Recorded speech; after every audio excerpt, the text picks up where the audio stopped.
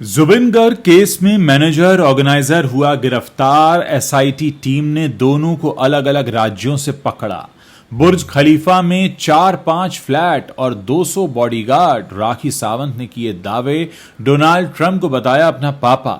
एक नहीं दो नहीं, रणवीर सिंह को चाहिए 3 वैनिटी वैन। वजह सुनते ही खड़े हो जाएंगे कान, पकड़ लेंगे माथा।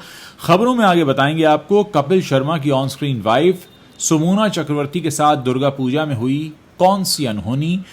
धनुची डांस के दौरान हुआ हादसा और कला जोड़ती है तोड़ती नहीं। कांतारा चैप्टर 1 के बॉयकॉट पर पवन कल्याण ने तोड़ी चुप्पी। नमस्कार दोस्तों, आप देखना शुरू कर चुके हैं top 5 Bollywood controversies of the day, यानी वो खबरें जो सोशल मीडिया ट्रेंड बनी हुई हैं।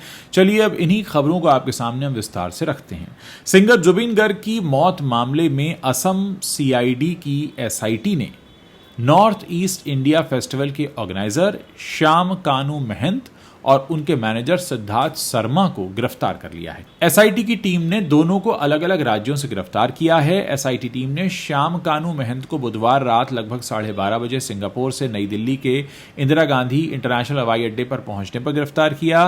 वहीं सिद्धार्थ शर्मा को राजस्थान से पकड़ा गया, जिसके बाद उन्हें रात भर के लिए गुरुग्राम में रखा गया था। दोनों को गुवाहाटी लाया गया है। कामरूप जिले के सीजीएम ने श्याम कानू महंत और सिद्धार्थ शर्मा को 14 दिनों की पुलिस हिरासत में भेज दिया है। असम पुलिस अब इन दोनों से 2 हफ्तों तक पूछताछ करेगी।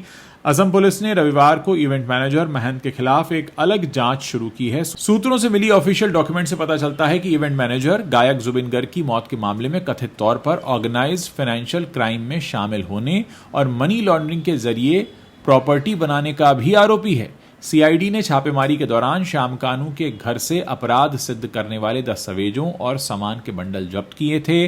जब्त की गई सामग्री में एक ही फर्म के नाम से जारी किए गए कई पैन कार्ड्स, कई कंपनियों और सरकारी ऑफिस से जुड़ी लगभग 30 स्टैम्प सील्स, साथ ही कई कथित बेनामी संपत्तियों से जुड़े कागजात शामिल थे। सीआईडी वर्तमान में जुबिन गर्ग की मौत की जांच कर रही है, क्योंकि राज्य भर में 60 से अधिक एफआईआर इस मामले में दर्ज की गई हैं। महंत सिंगापुर में पूर्वोत्तर भारत महोत्सव के मुख्य ऑर्गेनाइजर हैं, जहां गायक जुबिन गर्ग परफॉर्म करने गए थे। इसके अलावा असमिया सांस्कृतिक प्रतीक के प्रबंधक सिद्धार्थ शर्मा सहित लगभग 10 अन्य लोगों के खिलाफ भी एफआईआर दर्ज की गई है। सिद्धार्थ शर्मा गिरफ्तार हो चुके हैं। ड्रामा क्वीन राखी सावंत भारत लौट आई हैं। उन्हें पति पत्नियों पंगा के सेट पर स्पॉट किया गया, जहां उन्होंने बेधड़क कई सारी चीजों पर रिएक्ट किया। उन्होंने रियलिटी शो बिग बॉस 19 में जाने से लेकर तानिया मित्तल के दावों तक पर रिएक्ट किया। साथ ही अमेरिकन राष्ट्रपति डोनाल्ड ट्रंप को अपना पापा भी बताया। राखी सावंत ने मीडिया से बात करते हुए कहा, मेरी माँ अब इस दुनिया में नहीं है। मेरी माँ ने एक चिट्ठी छोड़ी थी कि तुम्हारे असली पापा डोनाल्ड ट्रंप हैं। इसके बाद उन्होंने कहा, मैंने तो पूरा का पूरा मियाँ खलीफा खरीद लिया है। बुर्ज खलीफा। आगे वो रियलिटी शो के बारे में बोली, जा रही हूँ बिग बॉस में बहुत जल्द और खूब धमाका मचाऊंगी। हालांकि ये कंफर्म नहीं है कि वो शो में दोबारा नजर आ सकती हैं या नहीं। राखी सावंत ने एक इंटरव्यू में तानिया मित्तल के बारे में बात की और कहा, तानिया मित्तल से ज्यादा अमीर मैं हूँ। ठीक है, बुर्ज खलीफा में मेरे 4-5 फ्लैट हैं, दुबई में मेरे कई विला हैं और गोल्ड के तारों वाली, चांदी के तारों वाली साड़ियां पहनती हूँ। हीरे जवाहरात देखो, मेरे 200 मेरे बॉडीगार्ड हैं, आप समझ रहे हो, और इतने आगे पीछे नौकर हैं। अगर मुझे घर में बाथरूम भी जाना पड़ता है तो साइकिल से जाना पड़ता है। इतना बड़ा घर है मेरा। तो तान्या तुम बहुत छोटी हो। अक्सर ही बॉलीवुड की गलियों से स्टार्स की फीस, उनकी बढ़ती मांगों और बजट कमाई की खबरें जो हैं वो सुर्खियों में बनी रहती हैं। बॉलीवुड के कई निर्माता निर्देशक भी स्टार्स की इन मांगों को लेकर मीडिया के सामने बात कर चुके हैं और करते ही रहते हैं। इसी के चलते कई स्टार्स के हाथ से अच्छे अच्छे प्रोजेक्ट्स भी निकल जाते हैं। हाल ही में दीपिका पादुकोण के संदीप रेड्डी वांगा की फिल्म स्पिरिट और प्रभास की फिल्म कल्कि 2 से बाहर होने की खबर ने सभी को चौंका दिया था। लोग सवाल उठा रहे हैं कि क्या बॉलीवुड के स्टार्स आज बहुत ज्यादा मांग रहे हैं। इसी बीच अब दीपिका पादुकोण के पति और एक्टर रणवीर सिंह को लेकर भी एक हैरान कर देने वाली खबर ने लोगों के कान खड़े कर दिए हैं। सामने आ रही खबरों की माने तो उनकी मांग शूटिंग के दौरान स्टार्स की सुविधाओं के लिए मिलने वाली वैनिटी वैन से जुड़ी है, जिसने सोशल मीडिया पर सनसनी फैला दी है। रिपोर्ट्स के मुताबिक रणवीर सिंह शूट के दौरान 1-2 नहीं बल्कि 3 वैनिटी वैन का इस्तेमाल करते हैं। एक वैन उनकी पर्सनल ज़रूरतों के लिए, एक जिम के लिए और तीसरी वैन उनके पर्सनल शेफ के लिए रखी जाती है। हालांकि अभी तक साफ नहीं हो पाया है कि ये वैन उनके एंटोराज का हिस्सा है या नहीं। बताया जा रहा है कि एक वैन की देखभाल का खर्च लगभग 10 से 15 लाख रुपए का होता है। ये खबर ऐसे समय पर सामने आई है जब दीपिका के हाथ से स्पिरिट और कल्कि 2 जैसी फिल्में निकल गई हैं। रिपोर्ट्स में दावा किया गया कि दीपिका ने अपनी फीस में 25% बढ़ोतरी की है और 8 घंटे की शूटिंग शिफ्ट करने की मांग की थी। इसके साथ ही उनका 25 लोगों का एंटोराज भी विवाद की एक बड़ी वजह बना। निर्माता इसे लेकर परेशान थे और टीम कम करने की कोशिश भी उन्होंने की, लेकिन दीपिका ने अपनी मांगों पर अड़े रहकर यह बताया कि वो अपनी शर्तों पर ही काम करेंगी। बताया गया कि दीपिका की टीम के लिए 5 स्टार होटल की व्यवस्था और खाने का खर्च भी शूट के दौरान वो प्रोड्यूसर से ही मांग रही थी।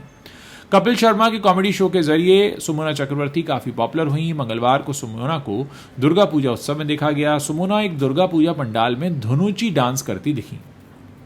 वो अच्छे से डांस कर रही थी कि अचानक एक हादसा उनके साथ हो गया। इस हादसे में बाल बाल बच गईं। वायरल वीडियो में दिख रहा है कि सुमोना के हाथ में एक धुनुची है जिसे वो संभाल नहीं पाती हैं।